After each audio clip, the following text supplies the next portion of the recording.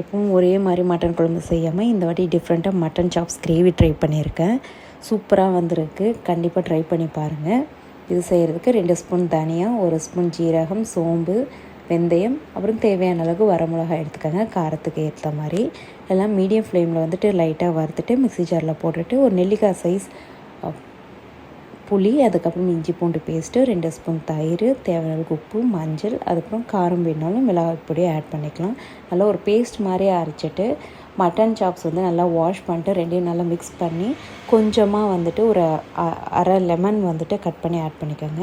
நல்லா மிக்ஸ் பண்ணி 5 மினிட்ஸ் வச்சுட்டு அதுக்கப்புறம் ஒரு கடாயில் வந்துட்டு நெய், அதுக்கப்புறம் நல்லெண்ணெய் ஊற்றினா நல்லா டேஸ்ட்டாக இருக்கும். கொஞ்சம் காரமும் கம்மியாக தெரியும்.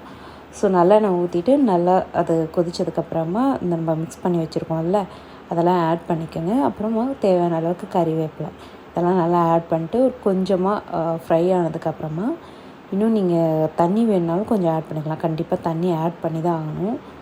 அதுக்கப்புறம் ஒரு மூடி போட்டுருங்க. ஒரு 10 மினிட்ஸ் கழித்து அப்பப்போ இடையில எடுத்து திருப்பி போட்டுக்கோங்க, கிளறி விட்டுக்கோங்க. ஒரு 20 மினிட்ஸ் வேக விட்டிங்கன்னா சூப்பராக வெந்துடும். அதுக்கப்புறம் சர்வ் பண்ணும்போது அடுப்பெல்லாம் ஆஃப் பண்ணிவிட்டு கொத்தமல்லி தூவி சர்வ் பண்ணிடுங்க. கண்டிப்பாக ட்ரை பண்ணி பாருங்கள். சூப்பராக இருக்கும். தேங்க்யூ. Bye bye.